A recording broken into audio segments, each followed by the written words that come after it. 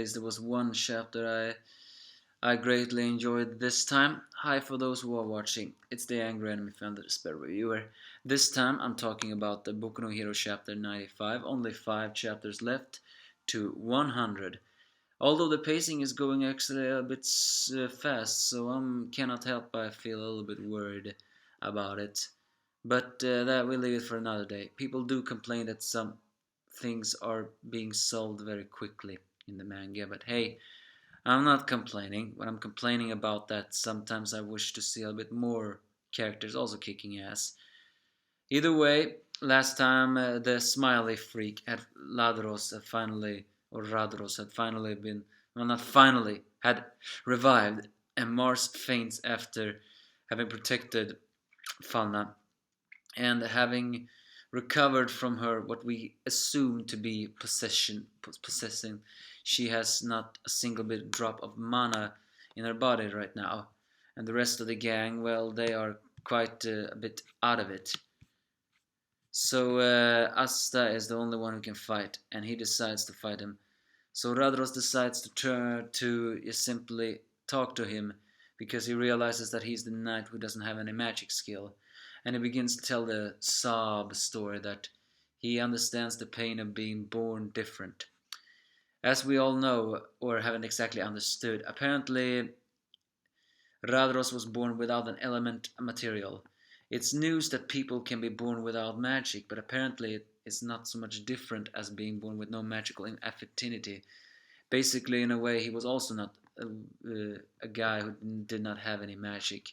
So he tries to pull the sub story about you and I are very similar, uh, but he did the surgery in order to that if he cannot get mana inside himself, he will absorb it. So he kind of feel tries to the sub story.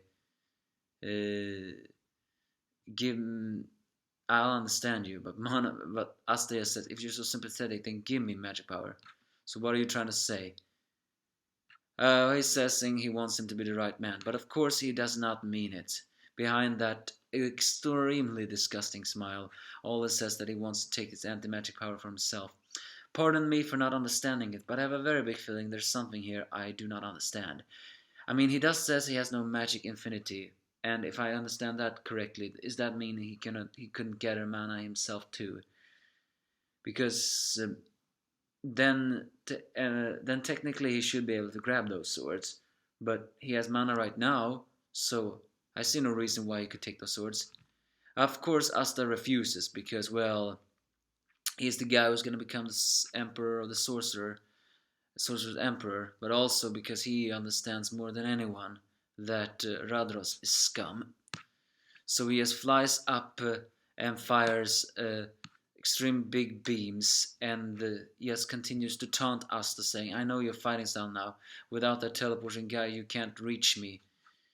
So I will just fight from long distance, as he fires more and more lasers, and even can absorb his own lasers that are being directed against him.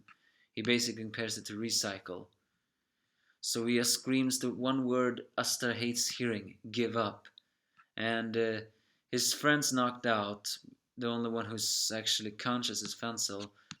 He's saying that I will never forgive someone like you who hurts my friends. And so Radras decides to be the big mouth, and he says like there's no such thing as friends. There are only two types of people in this world, the one being used or the one using. In a way, I agree with him.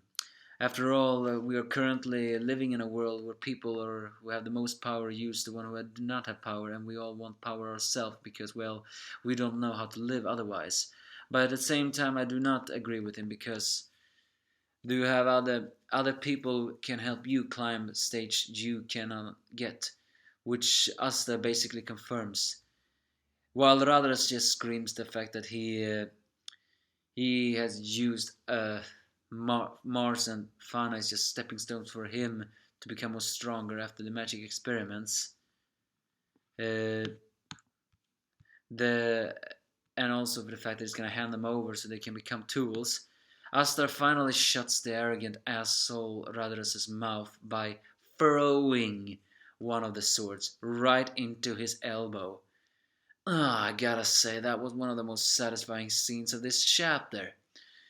Because as we all know, those swords are not light. They are actually very heavy. And Aster is pretty much a beast when it comes to wielding those swords, because he's one of the few genuinely strong people out there. But he threw the sword, right into the elbow of the guy. And once a sword gets in contact with people with magic, well, you all know the rest.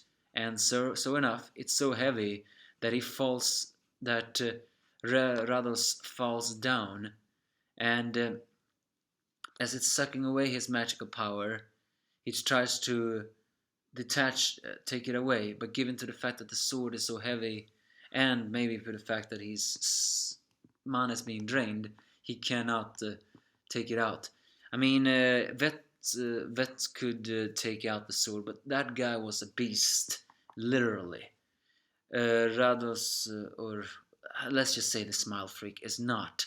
So he begins to have the villainous breakdown as he seriously begins to ask, why, I was bad, I was good, and I was great. As he falls to the ground, still wondering how could he lose to something stupid attack, he finally shows his cowardly self as Aster approaches him even closer.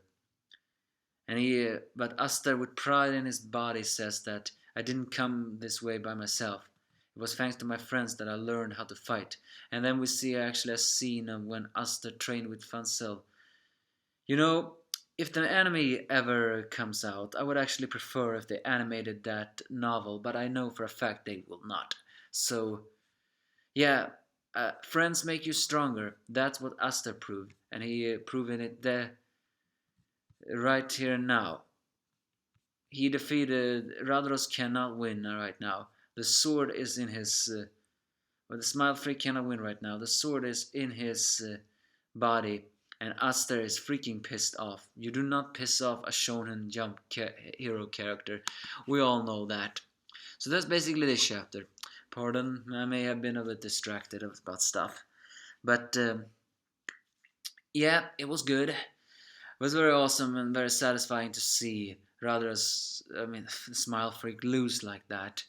Especially, those are the type of characters I hate the most. Loudmouth, obnoxious. Granted, however, most villains are like that. We cannot forget Rades, the villain from the Infiltration Kingdom arc. That guy was also extremely insufferable. And technically, the Smile Freak here has the exact same personality. The only difference, he has a little bit more. What's that word? Arrogantly cocky. I mean, Rades had also, but he had overconfident cocky. This guy had arrogance cocky. So yeah, and that's why it's actually difficult to write good villains, because I hate those kind of villains, but I also love when they face a karma beating, which is this guy gonna do right now. And I see no way how he can escape from all this, unless of course Lich teleport guy comes and decides to take him, just because. So give me your thoughts if you have any.